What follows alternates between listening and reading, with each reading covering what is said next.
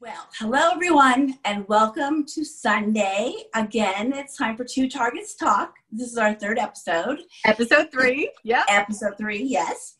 Today's episode we are calling The Rocky Road to Recovery, and the pun is definitely intended. And I have my Rocky Road ice cream background. There it is. I love it. I can see it. There you go. And I think Janice, what did you bring with you, Janice, today? Well, I just wanted to make sure that you felt like we had enough support because we never go through this alone. And look at all these top peeps that I found all eating Rocky Road ice cream for us today. So we all feel nice and supported through this, difficult episode that we're going to do because we're going to talk on kind of a touchy, sensitive topic, which, is important and I love it. So, we missed last week and we wanted to talk about why. And I felt like it was so important. And I love it that you're going to be vulnerable enough to talk about why. And that's what inspired this episode. So what happened last week? Why didn't we film, Robin? Okay, so we are talking about the Rocky Road to Recovery. Mm-hmm. And last week my little dog, who I adore, Sir Ollie the Magnificent, was sick. Now, Sir Ollie the Magnificent has colitis. So he's been sick a lot, and usually it's like no big deal.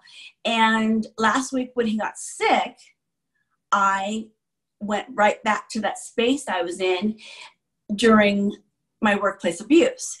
And it was really, at first, I didn't recognize what was happening, but it's a feeling, it's trauma. It's my body has no trauma tank. It was just a little thing that usually I handle like a rock star, go take your dog to the vet, but I couldn't do it. So I called Janice, which I do often because I'm lucky. Yeah, we don't just chat on Sundays. We don't just chat on Sundays. That is true. I know. We talked about detachment and how I was feeling, and she encouraged me to really reflect if I was really up for doing the show, and we skipped it. And that's trauma. It stays with you. It stays in your body. So sometimes it takes a while to recover. You have to have grace and be kind to yourself. Right. So there's a couple things I want to say. The first thing is how proud I was of you, because one of the things that I learned while I was going through my own recovery too, right, is learning how to say no to things. So a lot of times we feel obligated. You might have felt obligated to me or to the audience or just to wanting to feel normal and do something. And instead you really recognize that I need this time to understand what I'm feeling, accept what I'm feeling, recognize what I'm feeling, and kind of allow myself to move through that, which is a huge part of recovery. And I was so proud of you. And then I also want to say I'm so proud that you're willing to be vulnerable on this show and talk about it, because it's so important.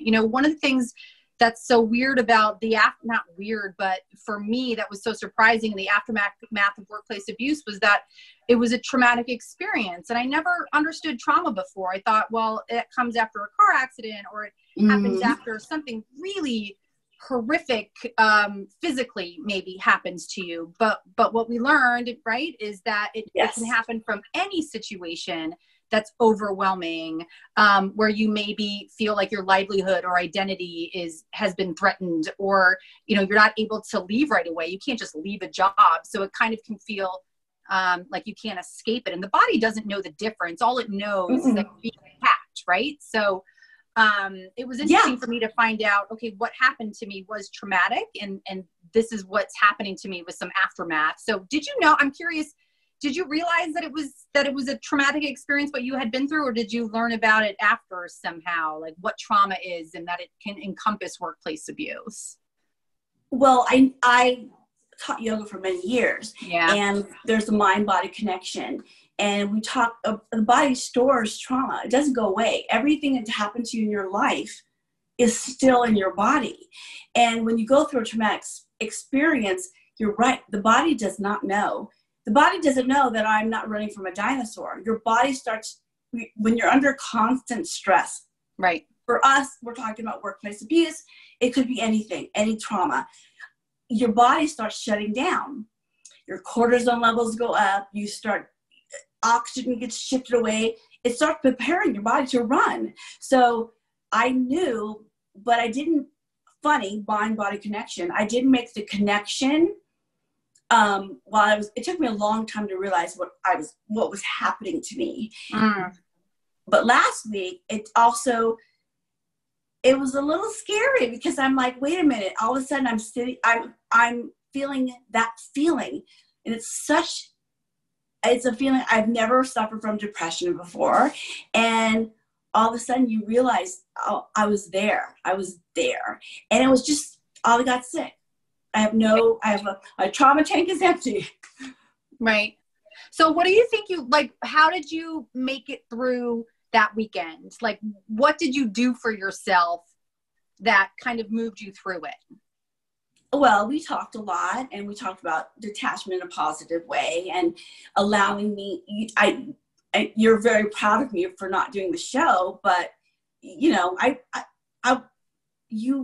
proud of you for telling me not to do the show. For really we talked about it, and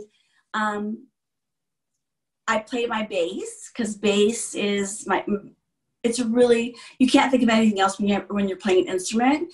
And right. I love that you go, a lot of us think, okay, you're on your couch all day watching these reruns and it can be a bad thing. And you know what, maybe it's unhealthy if it goes on forever, but if you just think of it as my body is telling me, right? Like your body is going to tell you what it needs, and it needed rest and you needed to recover. So pull up the comfy blanket and embrace, right? Or just accept what's happening and listen to it, and then just see what happens as you move out of it, So I don't know. Yes. I mean, that's also, that used to be what helped me as well is okay, this is happening. For me, I had to think of it too as a wave.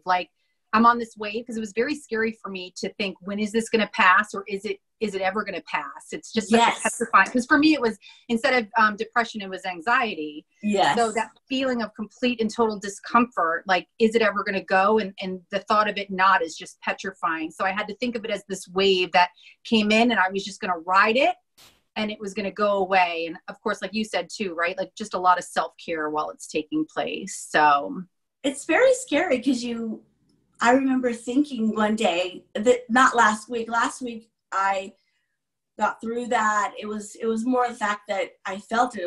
That was a little scary. But while you're going through it, I remember saying, am I ever going to laugh again? Because I'm always laughing. I'm always up. And I was like, wow, I haven't laughed.